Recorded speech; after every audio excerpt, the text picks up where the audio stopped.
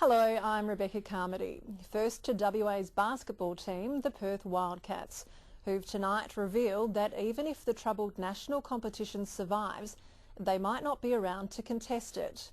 Chief Executive Nick Marvin has told Stateline the club will go under within weeks unless it raises $1 million in sponsorship. It's a radical change of fortune for the Cats, who once attracted massive crowds and big sponsors. Pat Stack has the story.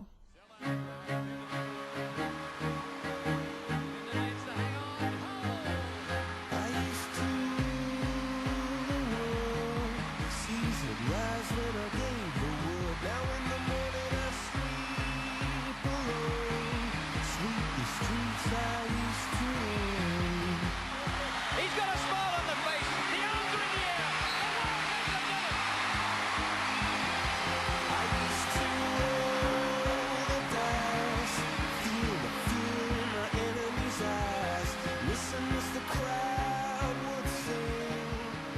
There's no disputing the past success of the Wildcats, but this week saw the club teetering on the brink of collapse.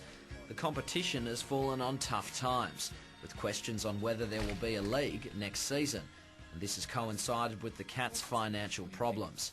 They need money or face extinction. We have a goal of raising $1 million through sponsorship in the next 6 weeks for us really to move forwards and set ourselves up. And we need companies in Perth to step up and support us.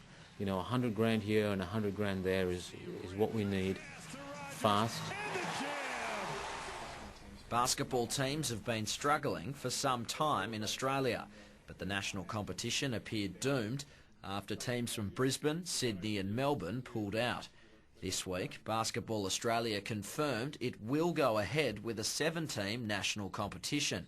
It is hoping for an 8th to surface. We're able to now move forward with this group and ensure that we have an elite men's basketball competition for our players in this country moving forward in 09-10.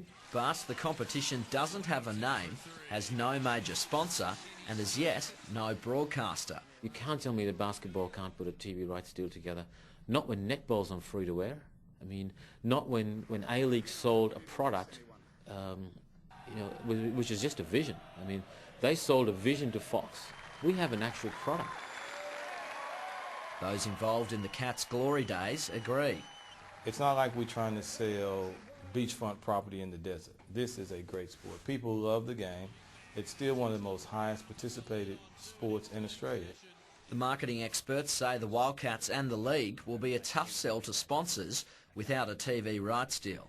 It's diminished because the coverage of the club's games are going to be less. So for the sponsors at the top of the tree, who are in part there because of the coverage they get, means that they're going to get less value, less coverage, less value, and therefore I think a preparedness to pay less. It's critical not only just for the rights fees that come through, but also to make sure the game is on television for the fans and for the sponsors of both the league and the individual clubs. Compounding the Wildcats' problems, its principal sponsor, Savile Australia, is in receivership, leaving Perth searching for a new major sponsor in the midst of a global recession. We'll never be on prime-time free-to-air like the AFL, but you know, the Wildcats are far more about giving back than in any of those things, and a lot of companies see value in that. Times have certainly changed. The fans were behind us. We had the corporate support behind us. And we had a really, really good team. But we need to be there right when he turns the corner or we're in a bit of trouble, all right?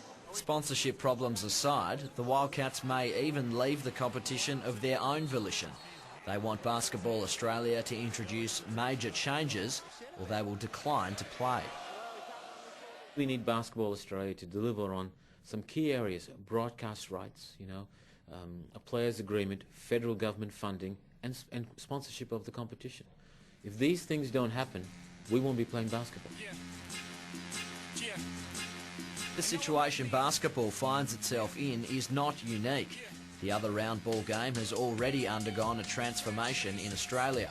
The National Soccer League was wound up in 2004, and after a year off, it was relaunched as the A-League.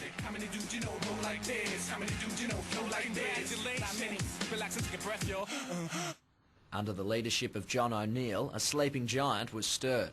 One of those involved in the rebuilding of the sport was O'Neill's right-hand man, Matt Carroll, who saw firsthand the benefits of giving a sport a break. Why the A-League was successful, because we had this clean sheet of paper. All the previous arrangements were put aside and we started with fresh franchise agreements where the rules can be set at the beginning. However, the basketball community isn't keen to follow suit. We don't have that capacity. I think they had a real reason to shut it down. They had other objectives in shutting their league down in order to restructure it. I don't think we have that. And I think also that there's another model that you could look at baseball that shut their league down and hasn't recovered. I question the benefits of that. I don't think the Glory has ever recovered from that time off. And you know, there are two clubs that have, in theory, question marks: Adelaide and Queensland. So I don't think that's the silver bullet. If the Wildcats do survive, they will be taking part in an inferior competition, and that could spell trouble for the side from a marketing and sponsorship perspective, though some believe it represents an opportunity. One of the benefits of a sponsor is they're seen to help. So a company getting behind the Wildcats now when it's really needed is appreciated by supporters.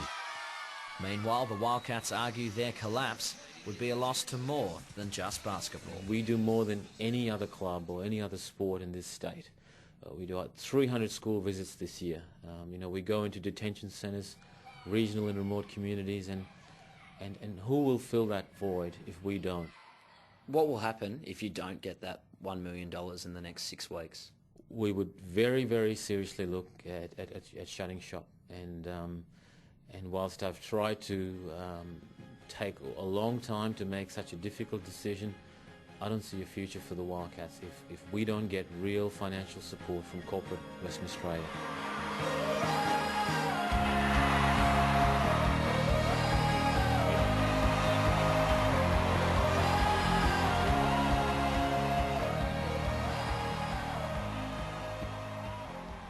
Pat Stack with that story.